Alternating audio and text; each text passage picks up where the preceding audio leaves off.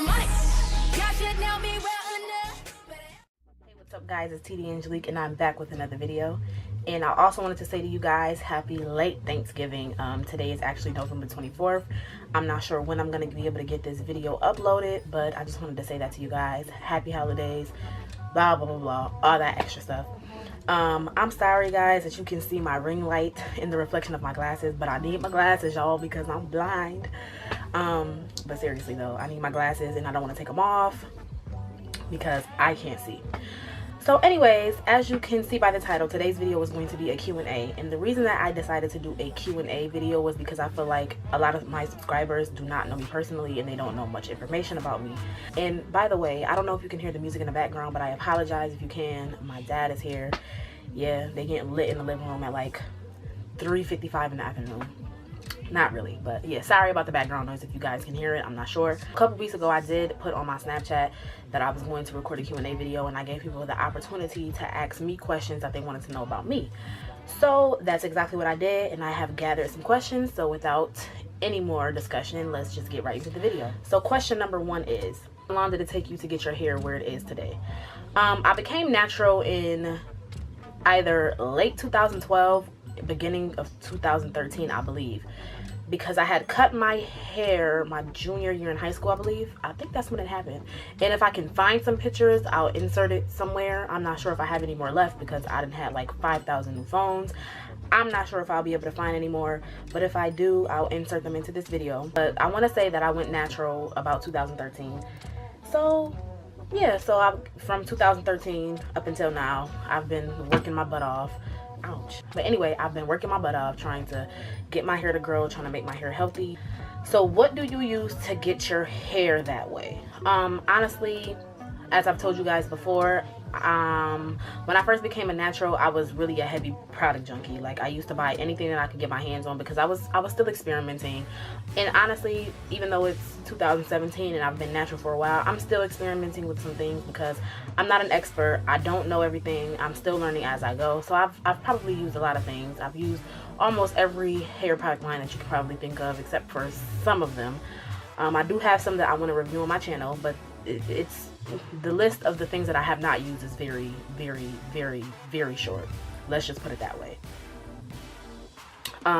Next question. When did you start really doing the TLC that you do to your hair now? That's pretty much, yeah, pretty much 2013. I mean, I've always been the one to get my hair done. I used to get my hair done pre-natural stages. I used to get my hair done every 2 weeks. I mentioned this in my tips for natural hair care or something, like whatever the video is called. I'll link that down below in my description box if you haven't seen that. I need you to go watch that.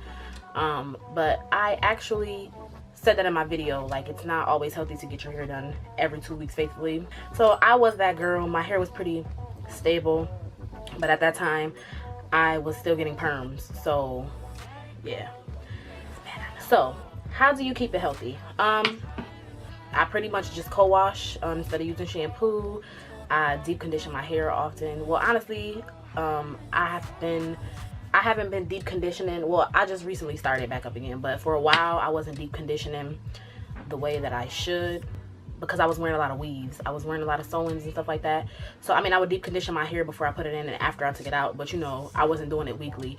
So that's pretty much what I do. I just do the same thing that most naturals do: deep condition, co-wash, and protective styling, no heat.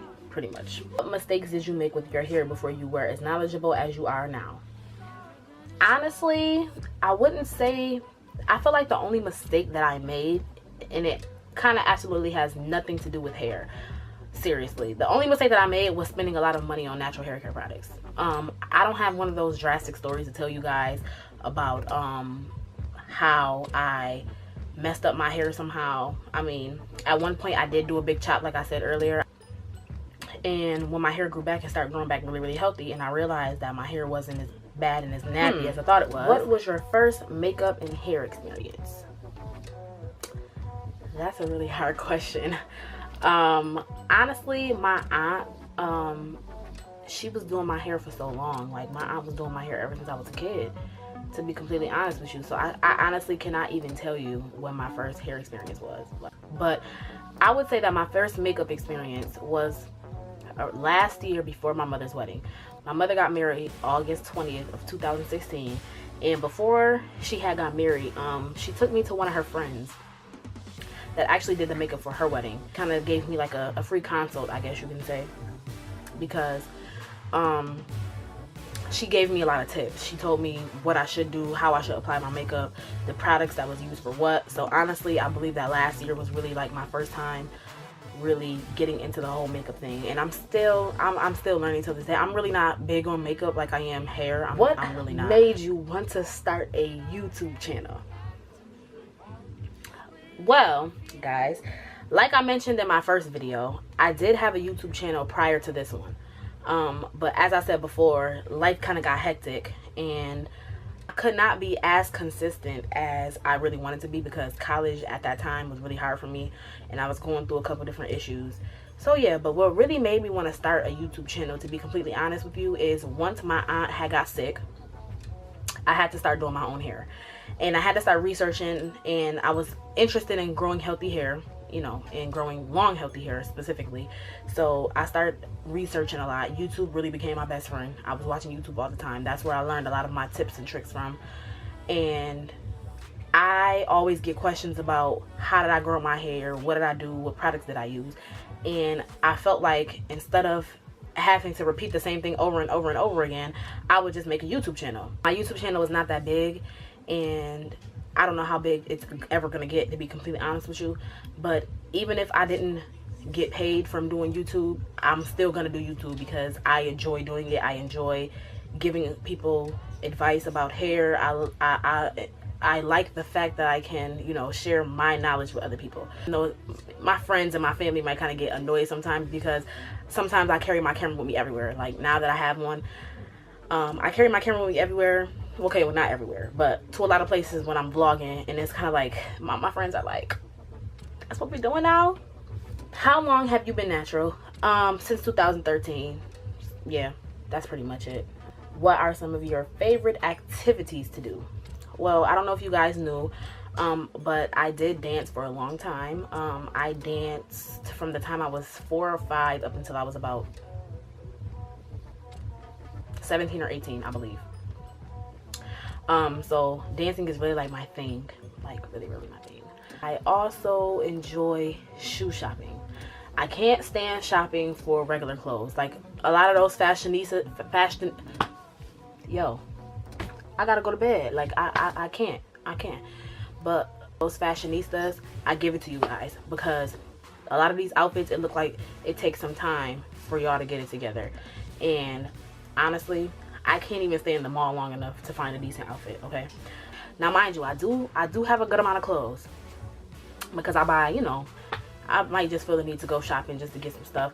But like, I wouldn't necessarily call myself a fashionista. Like in my energy level. What is your dream vacation? I think my dream vacation is to either go to Paris or Dubai. Or Bora Bora.